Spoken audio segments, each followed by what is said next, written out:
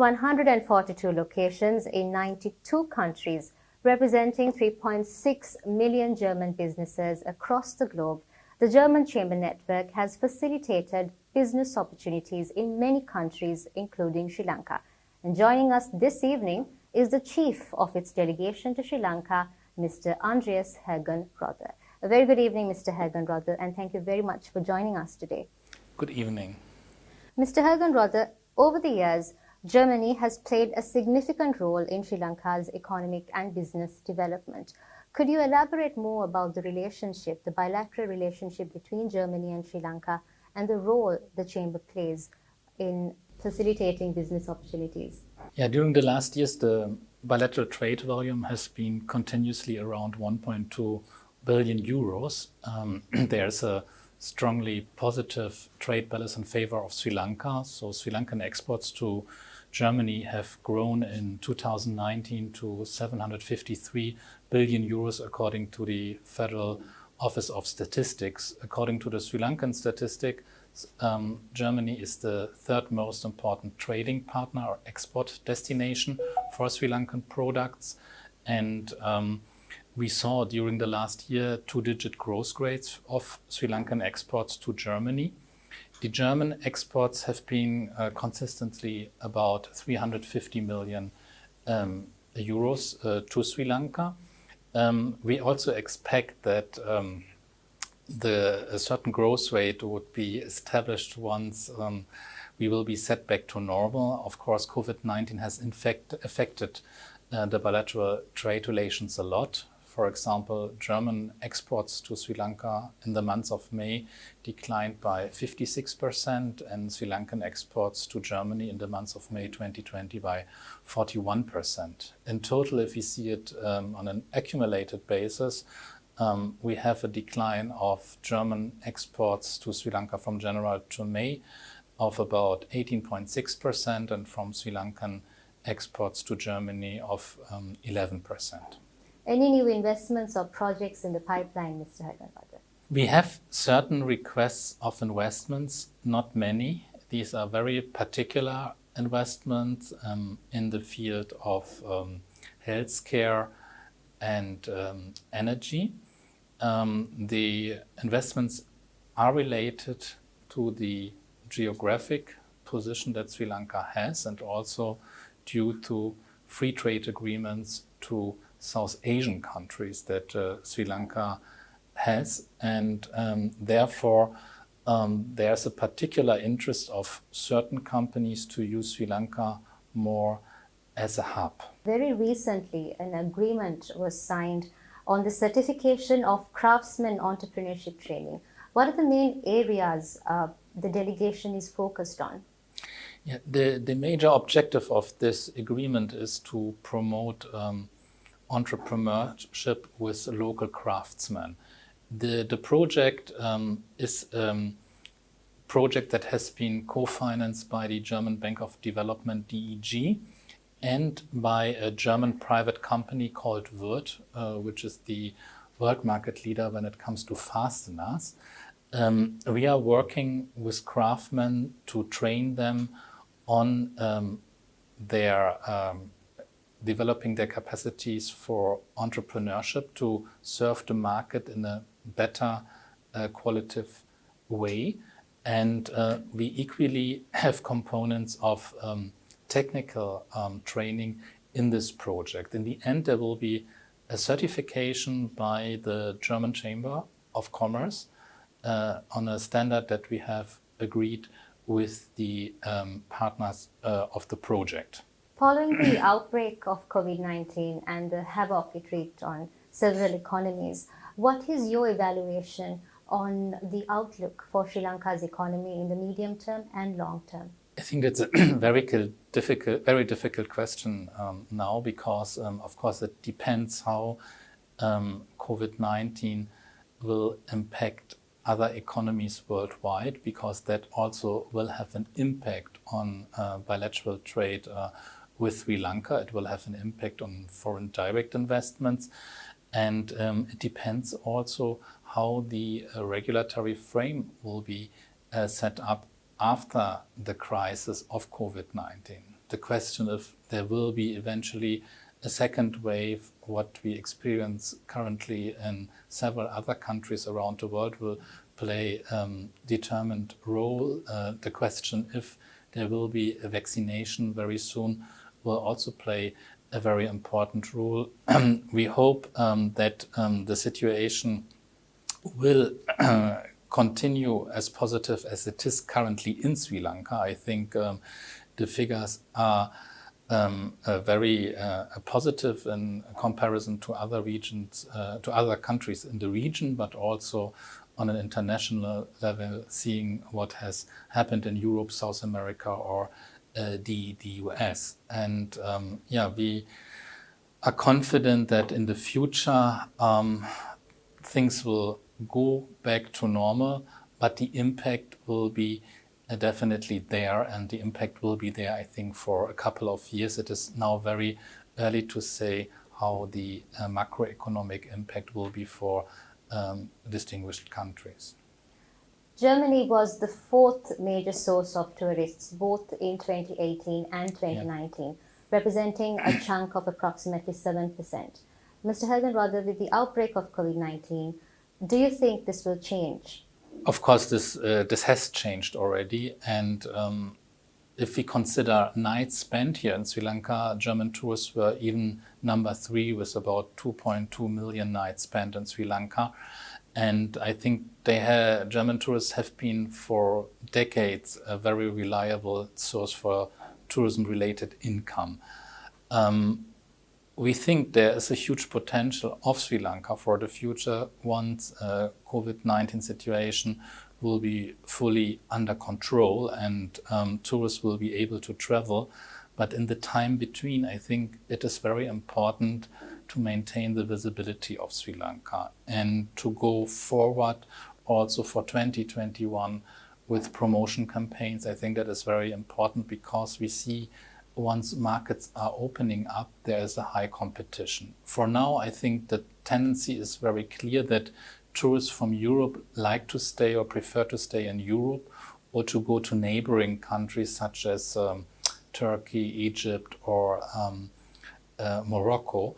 But I think there are already requests. I know from German tour operators that we have here in Sri Lanka that they got requests for October, for November. These are not many.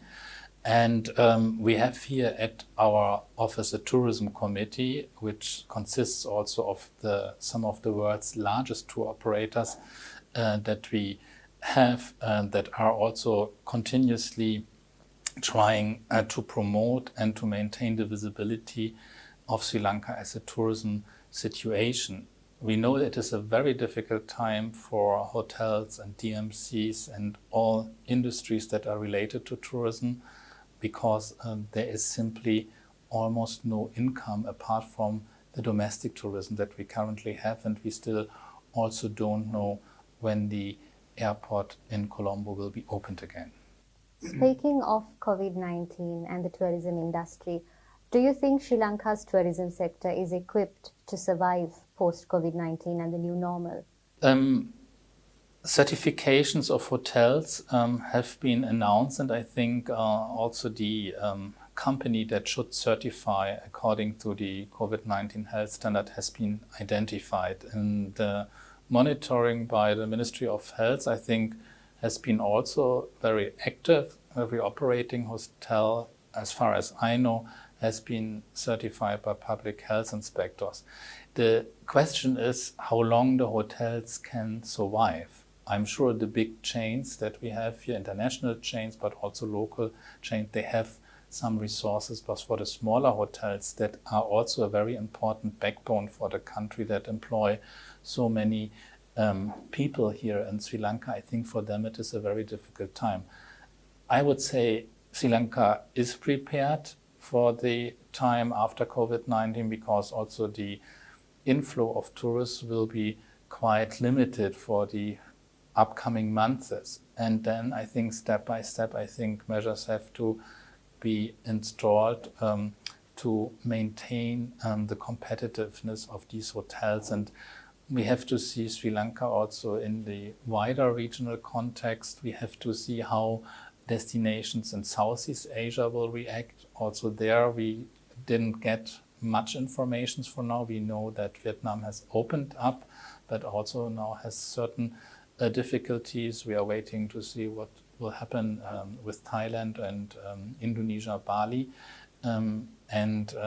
Therefore, I think it's very important to stay visible and also to maintain a certain relation with the major players of tourism, namely the tour operators, because we know in crisis times, tourists prefer to go with tour operators having an insurance and also a person who can cater them in their native language. The COVID-19 pandemic has posed many challenges to the business communities, and one of the main problems faced by businesses is logistics. So domestically, this might not be an issue, but when it comes to international trade, the problems still continue, which also points out to the question that Sri Lanka's logistics sector needs further development.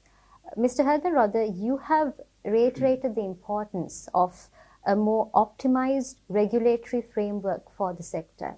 What exactly do you mean by this? If we see the geographic location of Sri Lanka, the location of Sri Lanka is much more attractive than, for example, Dubai, because 50% of the international maritime trade passes Colombo. And I think it could be a major driver of economic development here in the country if there would be a long-term strategy to position Sri Lanka as a major logistic hub in Asia. And therefore, we have conducted last year a delegation to Sri Lanka with the former Minister of Ports and Shipping. We have participated with the Sri Lankan pavilion in the port of Hambantota as well to the world's largest trade fair for transport and logistics. And we have organized during this trip to Germany meetings with high-ranking politicians on the one hand, so the Minister of Transport from Germany, Minister of Economic Affairs and Energy, a meeting in the parliament with parliamentarians, but also with decision makers from the industry. So the major players from the field of logistics and freight forwarding companies such as DHL, Hellmann, Kühne and Nagel, DB Schenker and others. In April this year, following the COVID-19 outbreak in Sri Lanka and the steep depreciation of the rupee, the government imposed restrictions on imports. And with time, those certain restrictions have been relaxed, but some of those are still in place. How has these restrictions disadvantaged businesses? Yeah, I in the beginning, I already mentioned the figures. No, we had in April already about 42% less German exports to Sri Lanka. In May, it was even 56.5%. And of course, this has a clear impact.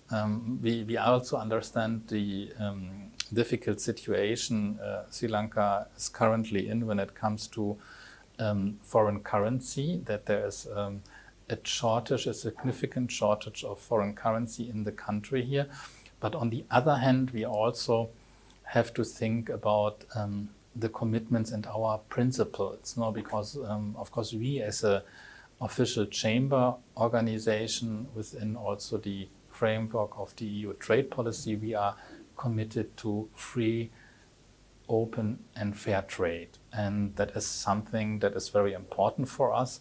And I also strongly believe, even if it is not visible at first sight, imports have always an effect also on national business regarding their exports. It was said also that export-oriented companies could continue their imports, but sometimes the relation is not that visible.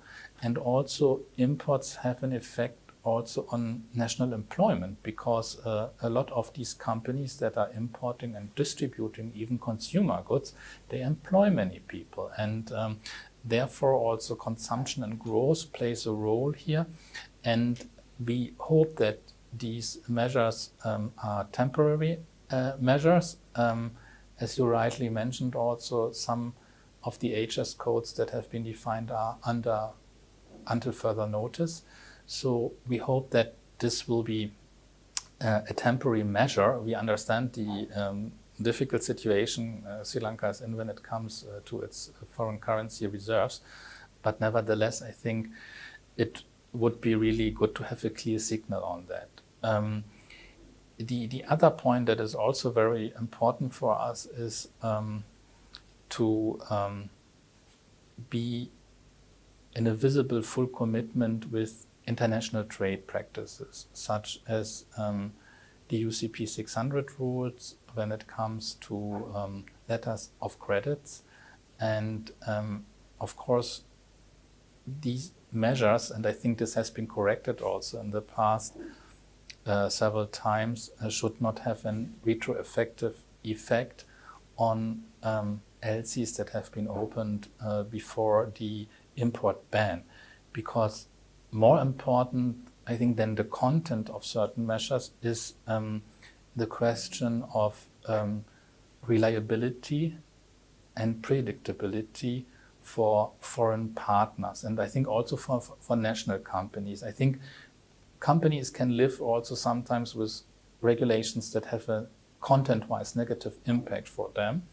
They have to deal and to handle with it, but as long as it is reliable, yeah, and that, I think that's a very important aspect that we should, the companies should know that in which frame they are currently dealing exactly. And it is understandable that in a situation like COVID-19, sometimes decisions have to be taken very quickly, and that maybe the impact has not been that foreseeable.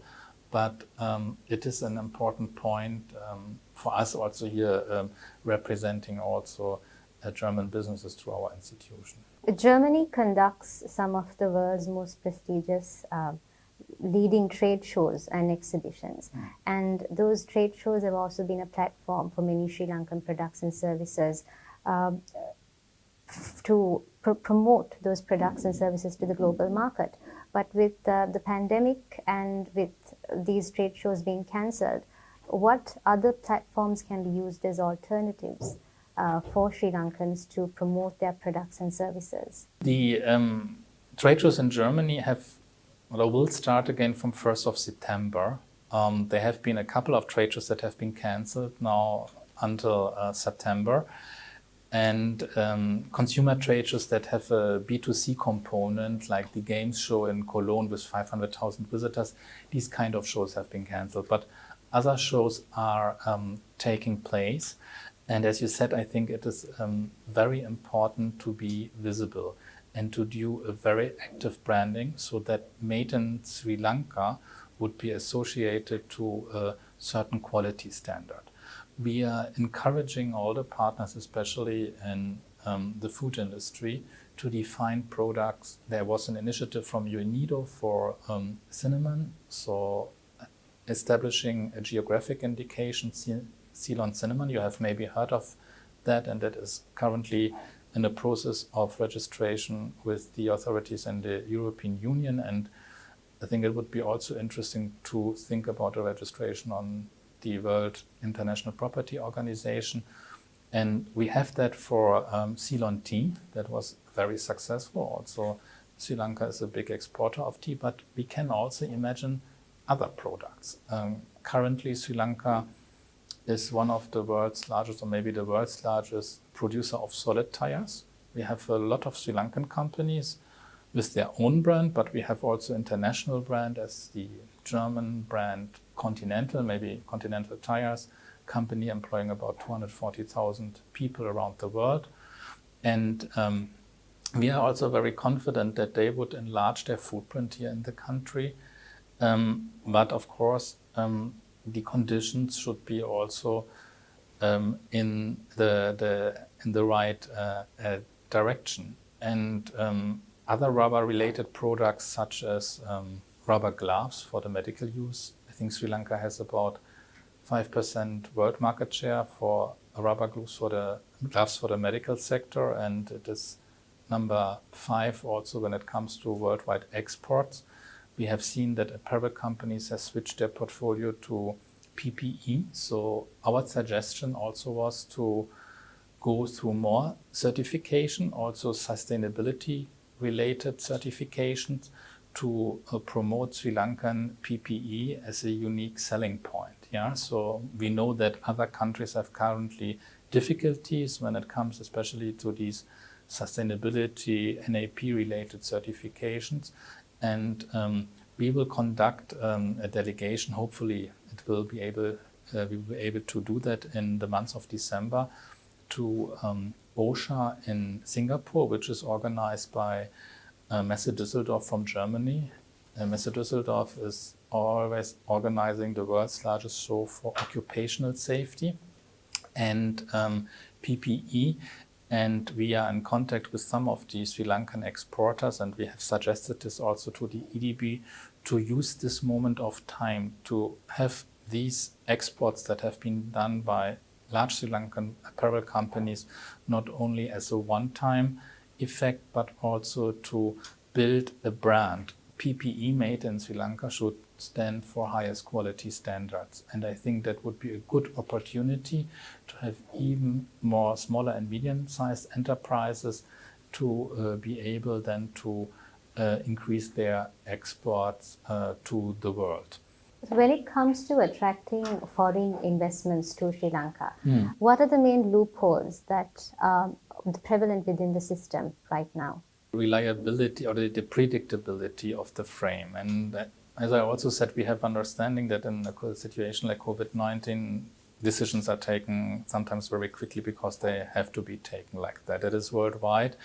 And but I think afterwards it would be very important to rebuild confidence for foreign direct investors, because I think that Sri Lanka is in need when it comes to technology transfer and also sometimes know-how transfer, because certain technologies are not available here in the country. And also I can tell you, for Germany, even being a very advanced country with the world's largest trade surplus, we have a lot of foreign direct investments, because there are really sectors where we don't have the technological know-how. So we need to be in continuous exchange with foreign partners, and we have to make sure that the frame for them is attractive. And I think that is also something what would be, in my opinion, very important for Sri Lanka. We as a German chamber, we are very committed to support Sri Lanka in these efforts. We have a very close relationship with the Board of Investment and its chairman and its director general, and we have conducted already in the past missions where we identified potential investors and matched them with Sri Lankan decision makers, and we will do so as well in the future. But I think it is very important to see what frame is currently offered maybe also in competing countries, and what targets should be achieved in the future. And therefore I think reliability of the legal frame is definitely something what will be requested. Of course, open and fair trade is another point, because you know that investments follow trade usually. So many companies start trading, and then if they see the volume increases, so they decide to invest, to build up their subsidiary, to maybe do value addition or even manufacturing, assembling or production. And that could be also done in the Sri Lankan context. We have seen the effects of adapted trade policy very positively during the last years in Vietnam, for example. We have seen that also in Thailand. Apart from the People's Republic of China, for German car manufacturers, Thailand is the most important country, then also followed by Vietnam. And we had, even now during the COVID-19 period, investments of German companies, large investments in Vietnam, because Vietnam has opened up. Vietnam, since 1st of August, has a free trade agreement with the European Union. It is part of the ASEAN free trade agreement for the Southeast Asian countries. It has a free trade agreement with the People's Republic of China and with other countries in East Asia. And with that, the market access grow significantly. And I think that is also very important. As I said, we have the good geographic location, and I think the Port of Colombo has doing really quite well. But if we want to have more effect apart from transshipment, because of transshipment that's volume-wise interesting, and there are also certain beneficiaries. But if you want to have an impact in the country and sustainable job creation and growth, I think it is very important to enable the step to transform from a logistic hub or a transshipment hub to a logistic and trading hub or value addition hub in the future. Thank you very much, Mr. Hergenrother, for a very fruitful discussion. Joining us this evening is Mr. Andreas Hergenrother, the Chief of the Delegation of German Industry and Commerce in Sri Lanka. Thank you very much once again for joining us. Thank you. Good night, and thank you for watching.